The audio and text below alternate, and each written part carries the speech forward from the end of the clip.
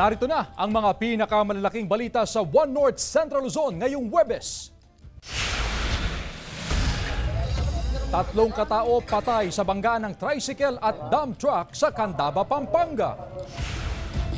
Danyos sa agrikultura sa Ilocos Norte dahil sa Bagyong Julian, umabot na sa halos 85 billion pesos. Bilang ng aspirants na naghain ng kandidatura sa buong Region 1, umabot na sa 492. At mga chikiting sa Dagupan City, rumampa, suot ang costumes na gawa sa recycled materials. Ito ang GMA Regional TV 1 North Central Luzon. Magandang hapon, ako si Chris Zuniga. Mga kapuso, simulan natin ang balitaan sa ikatlong araw ng paghahain ng COC ng mga nais kumandidato sa eleksyon 2025. Kaugnay niyan, bilang ng aspirants na naghain ng kandidatura sa Pangasinan, umabot na sa 203. Tutukan sa ulat ni Claire Lacanilaw Dungka. Nanatiling payapa at maayos ang ikatlong araw ng filing of Certificate of Candidacy sa COMELEC Pangasinan. As of 12 noon ngayong araw, October 3, umabot na sa 203 na mga aspirant ang naghain ng kanilang COC para sa iba't ibang posisyon para sa 2025 midterm elections. Halos 1,000 na aspirants pa ang inaasahan ng tanggapan na maghahain ng kandidatura hanggang sa huling araw na October 8. Sa buong Rehiyon 1, as of 12 noon ngayong araw, nasa 492 na ang bilang ng mga aspirant na naghain ng COC. Wala namang untoward incidents, tahimik naman lahat, walang nare-report na nagkagulo. Yung iba kasi parang paisa-isa lang na pumunta, although may pumunta na rin na buong line-up, but hindi naman nagsabay-sabay yung mga opposing parties or groups. Target ng PNP at COMELEC na zero incident hanggang sa huling araw ng filing ng Certificate of Candidacy. Before kasi yung filing, nagpadala na tayo sa kanila ng sulat na they have to secure yung premises natin from day 1 to day 8. Kaya nandyan sila, hindi nila tayo pwedeng iwanan. May relyebo din sila. For the election 2025 ay peaceful naman po hanggang ngayon. So hopefully tuloy-tuloy po ito na walang anumang mga incidents dahil kami po na PNP ay nakaalalay dito sa pag-file nila ng kanilang mga kandidacy. Kasama si Henry Duminsil, Claire Lacanilaw Dungka, One North Central Luzon. Formal na rin naghain ng kanyang kandidatura si incumbent Sual Mayor Liseldo Dong Kalugay para sa kanyang ikatlong termino bilang alkalde. Ngayong araw, October 3, kasama ni Kalugay sa filing ng COC ang kanyang mga taga-suporta. Matatanda ang iniugnay si Kalugay kay dismiss Bamban Tarlac Mayor Alice Guo sa umano'y Pogo Operations. Si Kalugay ay tatakbo sa ilalim ng partidong API o Abante Pangasinan Ilocano. Makakatunggali niya sa pagiging alkalde si Arthur Celeste Jr., na anak ni Pangasinan 1st District Congressman Arthur Celeste. Umabot sa halos 59,000 na pamilya mula sa iba't ibang probinsya sa Northern Luzon ang naapektuhan ng pananalasa ng Bagyong Julian. Katumbas ito ng 211,000 na individual kung saan mahigit sa 700 ang inilikas. Wala namang napinsalang tulay pero aabot sa mahigit 30 kalsada ang hindi pa madaanan base sa tala ng NDRRMC. Abot din sa 36 na bahay ang totally damaged habang mahigit sa 300 ang partially damaged. Patuloy ang assessment ng iba't ibang lokal na pamahalaan sa naging pinsala ng bagyo. Samantala, danyo sa agrikultura sa Ilocos Norte aabot na sa halos 85 billion pesos. Kaugnay niyan magbabalita ng live si Jasmine Gabriel Galban. Jasmine? Chris, maghapon ng maayos ang lagay ng panahon dito sa probinsya ng Ilocos Norte. Kasabay nga niyan ay malawakan na yung ginagawang pag-iikot ng Department of Agriculture sa mga palayan o sa mga sakahan na nasa lanta ng Bagyong Julian. Nanlulumo si Aling Marilyn sa sinapit ng kanyang mga pananim na palay matapos manalasa ang Bagyong Julian sa Ilocos Norte. Kahapon nga ma'am naiyak na ako dahil yung mga namumulaklak masisira. Sa inisyal na danyos, halos 85 million pesos ang halaga ng pinsala ng bagyo sa mga palayan sa probinsya. Karamihan sa mga nasira aanihin sana ngayong buwan. Ang rice sufficiency kasi ng province is more than 100%. We're hoping na with the recent typhoon damages ay maliit lang na epekto. Sa kabila nito, umaasa ang Ilocos Norte Provincial Government na hindi maapektuhan ang supply ng bigas sa probinsya ngayong taon. Hindi masyadong apektado dun sa total price na mangyayari. Tinitiyak naman ng Sinag na walang inaasahang shortage at pagtaas sa presyo ng bigas sa mga susunod na buwan. Sa kabila ng pinsalang dulot ng kalamidad, aabot sa 8 hanggang 9 million metric tons ang supply ng bigas ngayong cropping season. Idagdag pang imported na bigas. Sa Cagayan, aabot sa mahigit 1.1 million pesos ang halaga ng inisyal na danyos sa livestock industry dahil sa hagupit ng bagyong Julian. Mahigit 900 na alagang hayop ang namatay sa pananalasa ng bagyo ayon sa PVET. Kabilang dito ang manok, pato, baboy, kambing, tupa, gansa, kalabaw at baka. Aabot sa 174 na magsasaka ang naapektuhan mula sa mga bayan ng Abulog, Apari, Baggaw, Bugay, Pamplona, Santa Ana, Santa Teresita at Santo Niño. Chris, bukod sa mga palayan o sakahan ay mayroon ding reported na damages pagdating naman sa livestock at fishery na aabot sa mahigit 2 milyong piso. Samantala sa ngayon, Chris, since maganda na ngayong panahon, ay ongoing na yung assessment at validation ng provincial government, partikular ng Provincial Agriculture Office at maging ng mga Municipal Agriculture Office sa mga palayan at sa mga taniman pa ng iba't ibang mga gulay sa iba't ibang mga bayan sa probinsya ng Ilocos Norte. Chris? Kaugnay niyan, Jasmine, may mga tulong na ba na naibigay o inihahanda ang gobyerno para sa mga naapektuhang magsasaka at mga mangingisda dyan sa iyong lugar? Actually, Chris, ay meron ng naka-ready na assistance na ibibigay ang provincial government sa mga apektadong magsasaka. Pero kinakailangan pa kasing matapos yung validation at yung assessment ng Provincial Agriculture Office para malaman kung gaano kalawak yung danyos at kung gaano kalaki yung ibibigay na assistance sa mga farmers. Samantala, bukod doon sa tulong na mula sa Provincial Agriculture, Provincial Government at maging sa iba't ibang local government unit, ay meron ding tulong na manggagaling naman sa PCIC, lalo na kung naka-insured yung mga tanim o yung mga palay ng mga farmers, Chris.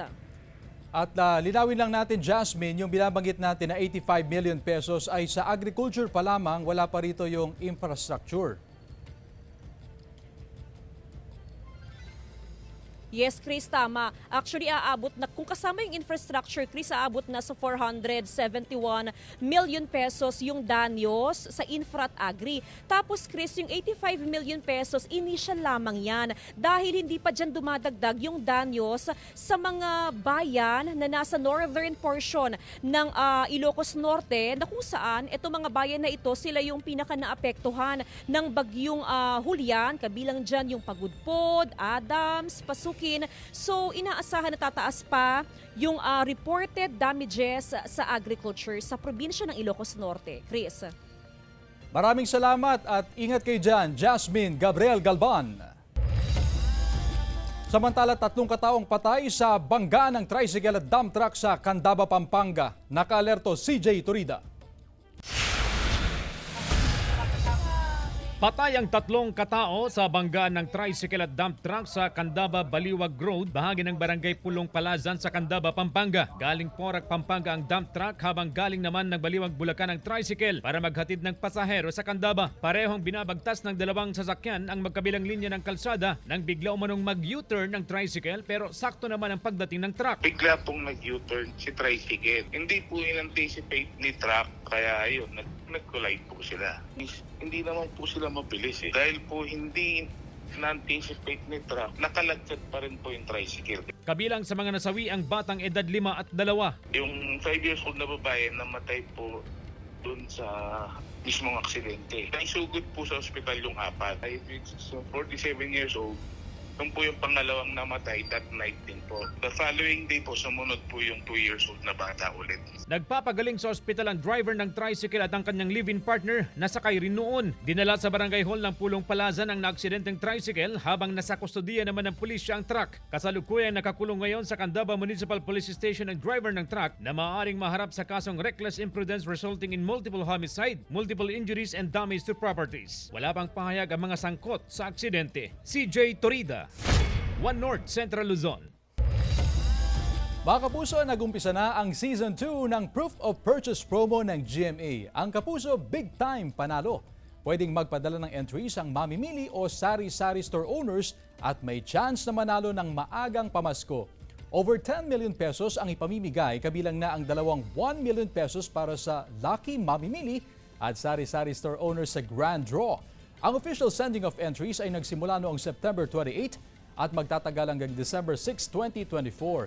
Pwede maghulog ng entry sa participating Mercury Drug, Pure Gold branches, GMA Regional TV and radio stations nationwide.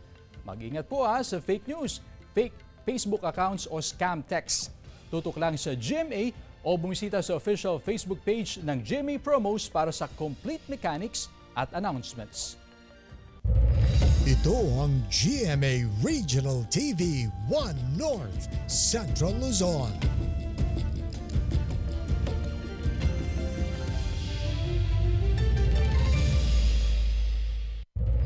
Ito ang GMA Regional TV 1 North Central Luzon. Presyo ng iba't ibang karne at gulay sa pamilihang bayan ng Calasiao ating alamin sa live report ni Claire Lacanilaw Dungka. Claire? Chris, andito tayo ngayon sa Calasiao Public Market at ganito yung kadalasang sitwasyon pagkatapos nga ng nagdaang bagyong Julian. Ayon sa ilang negosyante ay karamihan sa mga presyo ng mga bilihin ay tumaas bunsod nga ng nagdaang bagyo. Sa katulad na lamang ng lowland vegetables, tulad ng upo ay nasa 30 pesos ang kada piraso. Ang sitaw naman ngayon nasa 60 pesos ang kada kilo. Ang okra naman nasa 80 pesos ang kada kilo. Ang ampalaya ay nasa 140 pesos ang kada kilo. Ang talong nasa 160 pesos ang kada kilo.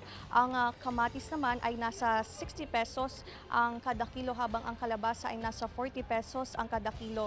Ang patola ay nasa 80 pesos ang kada kilo. Samantala sa highland vegetables naman, ang pechay ay nasa 60 pesos ang kada kilo, ang beans nasa 120 pesos ang kada kilo, ang repolyo ay nasa 20 to 25 pesos ang kada kilo, ang carrots naman nasa 60 pesos ang kada kilo habang ang patatas ay nasa 80 pesos ang kada kilo, ang sayote naman nasa 20 pesos ang kada kilo habang ang cabbage ay nasa 50 pesos ang kada kilo, ang broccoli naman ay nasa 80 pesos ang kada kilo. Sa sibuyas ay sa ngayon nasa 120 pesos ang kada kilo habang ang bawang ay nasa 140 pesos ang kada kilo. Sa iba't ibang klase naman ng karne tulad ng baka, sa ngayon ay nasa 400 pesos ang kada kilo. Ang baboy naman nasa 300 pesos hanggang 320 pesos ang kada kilo. Ang manok naman nasa 200 pesos ang kada kilo. Sa presyo naman ng bigas ay umaabot ngayon ang well-milled ay nasa 50 pesos ang kada kilo habang ang regular milled naman ay nasa 45 pesos ang kada kilo. At yan muna ang latest dito sa Calasiao Public Market. Chris. Maraming salamat, Claire Lacanilaw Dungka.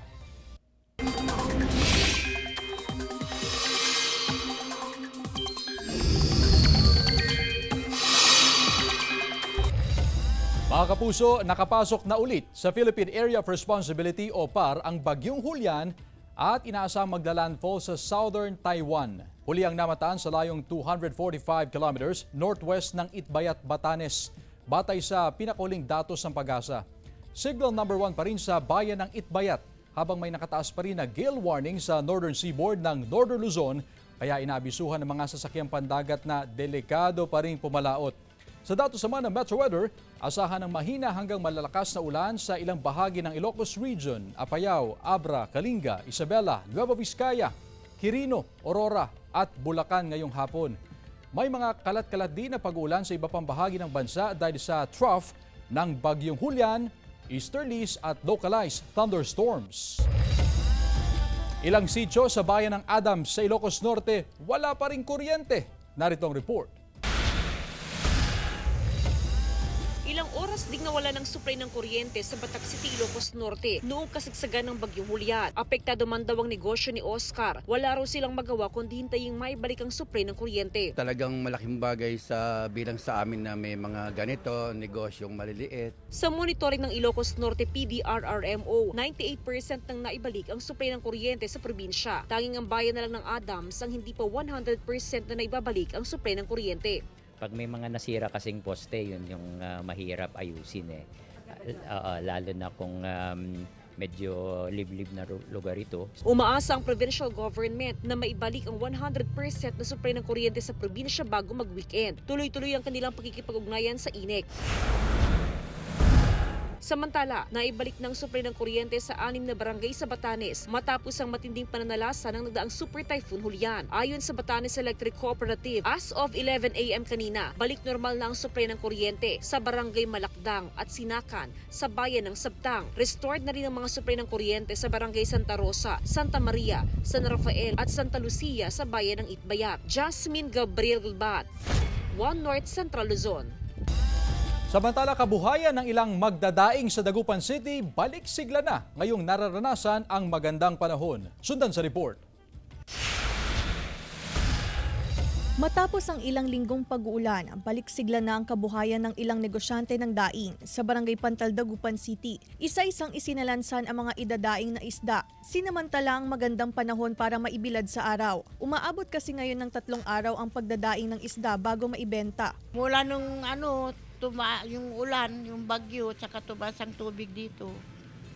Hindi kami makapagtuyo, niyeloan namin. Yelo ng yelo, ganun.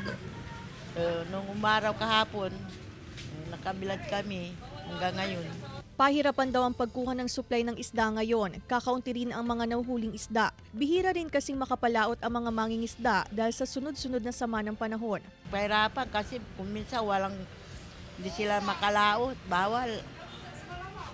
Kung nakalaot sila, yung makakabili kami. Ayon sa samang industriya ng agrikultura, bagamat nakararanas ng pag-uulan, matatag pa rin ang supply ng isda sa Pangasinan. Tuloy-tuloy pa rin daw ang produksyon ng isda. Hindi naman masyadong problema sa Pangasinan, La Union, yung lang, of course, yung Ilocos area. Kasama si Henry Duminsil, Claire Lacanilao Dungka, One North Central Luzon.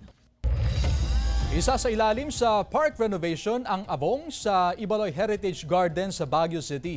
Bukod sa Heritage Garden, ayusin din ang pamosong Igorot Park ng lungsod. Nasa 70 million pesos ang inalaang pondo para sa rehabilitation project. Nagtulungan ng Ibaloy community sa pagbuo ng disenyo para sa proyekto na inaprubahan ng Baguio City Council. Mahigit sa 300 fur babies nakatanggap ng libreng bakuna. Naritong report. Ito si Santa Luffy, ang cutie doggy mula sa bayan ng San Simon, Pampanga. Stand out si fur baby dahil sa kanyang Christmas Santa costume. Spoiled baby ng kanyang fur mommy na si Irene dahil special gift ito ng kanyang loved one. Ang cute at adorable na mga pet tulad ni Santa Luffy, kailangan din tutukan ng kalusugan para sa kanilang kaligtasan at ng kanilang mga fur parent. Kaya isa siya sa nasa 300 na fur babies na nakatanggap ng libreng bakuna mula sa Provincial Veterinary Office ng Pampanga. Goods po siya kasi para hindi po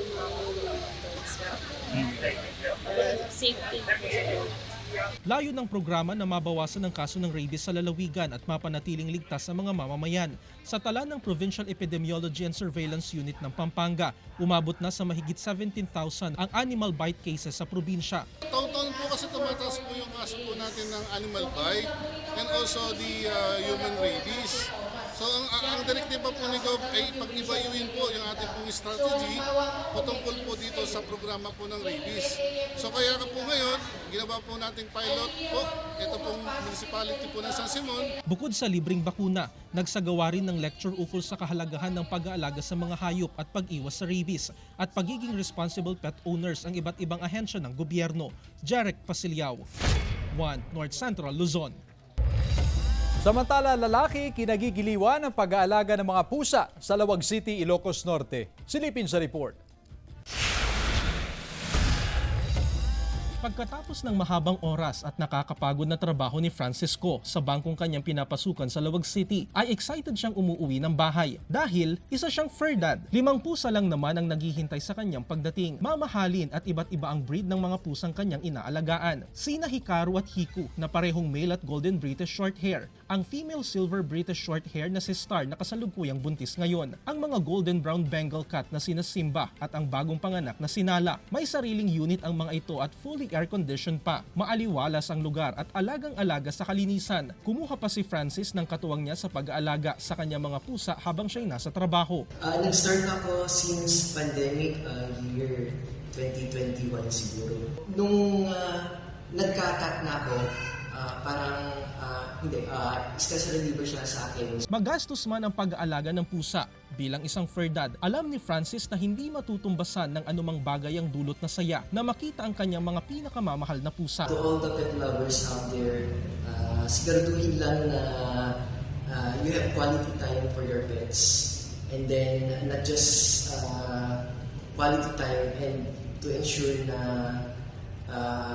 to give their whatever their needs. Jarek Pasilyao, 1 North Central Luzon.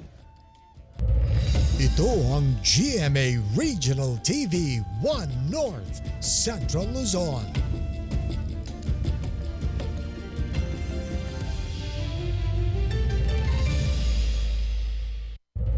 Ito ang GMA Regional TV 1 North Central Luzon.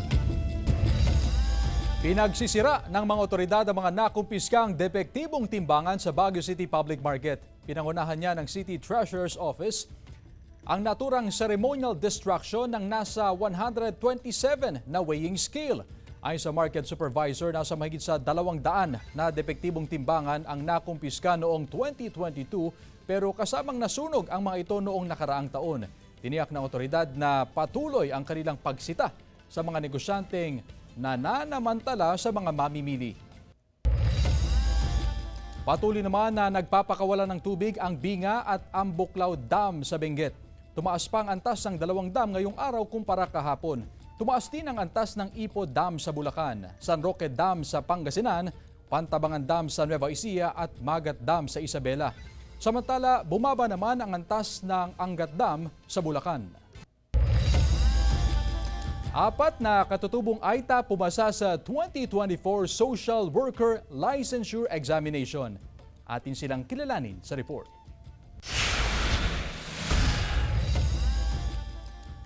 Blessing kung ituring ng 23 anyos na Kapampangan at katutubong Aita na si Renner de la Cruz ang makapagtapos ng pag-aaral. Panganay sa 4 na magkakapatid si Renner. Bagamat limitado sa kagamitan sa kabundukan, hindi ito naging hadlang para makamit ang kanyang pangarap. Nahirapan po kami sa mga technology po, yung cellphone and signal. Sa lugar po kasi namin na medyo mahina po yung signal. Kaya pupunta po kami sa mga matataas na lugar. Minsan nakakit po kami ng puno para makapag-online. Isa si Renner sa 4 na katutubong Aita na pumasa sa 2024 Social Worker Licensure Exam. Kasama sina Maylene Navarro, Margarita Nicole Sibal at Enrique Saplala na pawang mga scholar ng Provincial Government ng Pampanga. Ayon sa PSWDO, first time sa kasaysayan ng lalawigan na may Kapampangan na mga katutubong Aita na pumasa sa nasabing exam. Dahil po sila, indigenous people po sila, no? Hindi po sila capable na makapag-aral. So itong ating mga batang ito, nagsumikap po talaga sila na makatapos ng pag-aaral. Payo ni Renner sa kapwa niya mga katutubo na patuloy lang magpursige at makipagsapalaran sa buhay dahil naniniwala siya na kaya na rin nilang makipagsabayan sa mga unat sa kapatagan. Nakakatuwa po bilang IPs na and actually isa rin po kami, marami na rin po na nakikilala na yung IPs sa ating lugar na hindi lang kami puro bundok, hindi lang kami puro tanim, hindi lang puro hukay. Nakikisapag natutuwa kami dahil natutupad din namin na kaya namin na makipagsabayan sa mga unat na nasa baba. Claire Lacanilao, Dungka, 1 North Central Luzon.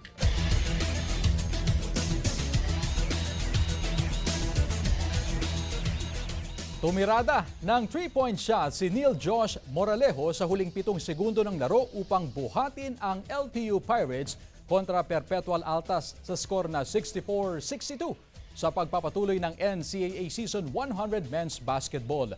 Lamang ang Altas ng 61-62 bago maibuslo ni Moralejo ang winning 3-pointer. Kumumada para sa Pirates si Renz Villegas sa kanyang 18 points, 5 rebounds, 3 assists at 7 steals. Bukas, October 4, maghaharap ang Arellano Chiefs at Benil Blazers sa Game 1. Habang sa Game 2, magtatapat ang JRU Heavy Bombers at EAC Generals. Costumes na gawa sa recycled materials inirampa ng ilang learners sa Dagupan City. Tunghayan sa report. Kumikinang sa ganda, makukulay at kakaibang mga costume ang inirampa ng mga learners sa Eco Fashion Show ng Karanglaan Elementary School sa Dagupan City. Nagpagandahan ang mga kalahok sa kanilang kasuotan na dinisenyuhan at pinalamutian ng mga recycled material. Mga pinagsama-samang CDs, plastic spoon, cups, paper plates, plastic straw ang ginamit sa paggawa ng mga kasuotan. Innovation namin sa program po namin, ito yung Eco Fashion Show namin, ngayong taon lang namin ito ginawa. At yung mga costumes po nila, made of recycled materials po, lahat ng mga yan. Kaya maganda na nakita nila na yung mga recycled materials, hindi lang basta-basta itatapon, nagagawa din palang pang-fashion. Bawat kalahok, nagpamalas ng kanilang tindig, galing at talento sa pagrampa. Napuno ng hiyawan sa venue ng rumampa na ang mga kalahok. Super colorful po kaya nakaka-catch talaga po ng attention. Naging makabuluhan ang pagtatapos ng Setyembre bilang Science Month sa Ilocos Norte dahil binigyang diin ng mga eskwelahan ang programang pag-recycle ng mga waste materials. Sa Solsona, nagpagandahan ng eco-creations o mga paglikha ng mga bagay gamit ang mga basura gaya ng plastic, wrapper ng pagkain at iba pa. Kanya-kanyang likha ang mga kalahok gaya ng fruit basket, lampshade, hanging plant containers at iba pang palamuti. Claire Lacanilo, Dungka, One North Central Luzon. Mag-asawa na tubong Lawag City nagbebenta ng Ilocos Empanada sa Canada. Silipin sa report. Halos dekada nang naninirahan sa Canada ang mag-asawang Mike at Kathy kasama ang 4 na anak. Tubong Lawag City ang mag-anak at ang pagiging Ilocano dala-dala hanggang sa Canada. Paborito ng mag-asawa ang Ilocos Empanada at dahil sabik kumain ng empanada, natutong gumawa si Kathy sa tulong ng isang kaibigan. Namimiss ng mga anak ko ang empanada, so gumawa ako para sa amin. Ang ginawa namin, pinost namin sa social media. Marami rin mga Ilocano doon sa Canada, kaya yung pagtanggap nila ay sobrang init. Kasing init ng empanada namin. Hindi nila akalain na ang simpleng merienda lang, mauuwi pala sa negosyo. Maging ang ibang lahi, bumibili at kumakain na rin ng empanada. Ikinatuwa ng mag-asawa ang tagumpay ng kanilang munting negosyo. Maliban sa Ilocos Empanada ay gumagawa na rin sila ng longganisa, tosino, bibingka at sukang Iloco. Mabibili na rin ang kanilang produkto sa mga convenience store sa kanilang lugar. Naiimbitahan na rin sa pop-up events ang mag-asawa para magbenta ng kanilang produktong tatak Ilocano. Dahil matrabaho, matyaga dapat, tsaka isa puso talaga ang paggawa ng empanada. Paya ko lang sa mga kapwa Pilipino na gustong magnegosyo sa ibang bansa, ipagpatuloy nila tulad sa amin. Nagsimula kami lang sa online selling hanggang sa lumaki ng lumaki. Sa kasalukuyan, nagbabakasyon sina Mike at Kathy sa Ilocos. Kailanman daw ay hindi nila makakalimutan ang kanilang pinanggalingan na nagbigay sa kanila ng oportunidad na makapaghanap buhay kahit nakatira na sa ibang bansa. CJ Torida, One North Central Luzon. Yan naman ang diskarteng Pinoy. Good job! Samantala mga kapuso, 83 days na lamang po. Pasko na. Samantala mapapanood niyo po ang episode na ito at iba pang pinakahuling lokal na balita sa official website ng GMA Regional TV, www.gmaregionaltv.com. Pwede rin kayo bumisita sa aming official YouTube channel, GMA Regional TV, at i-click ang subscribe button para sa pinakamainit na balita mula sa mga rehiyon. Nais din naming pasalamatan ng mga kapuso sa Hilaga at Gitnang Luzon, maging ang mga kapuso natin abroad. Dahil sa GMA Regional TV, local news matters. At yan ang mga pinakamalaki at pinakahuling balita sa Hilaga at Gitnang Luzon. Maraming salamat sa pagsama sa amin pati na ang mga kapuso sa ibang bansa na tumutok sa mga balita sa rehiyon. Ako po si Chris Zuniga. Kami ang GMA Regional TV 1 North Central Luzon, buong puwersa para sa mas malaking misyon at mas malawak na paglilingkod sa bayan.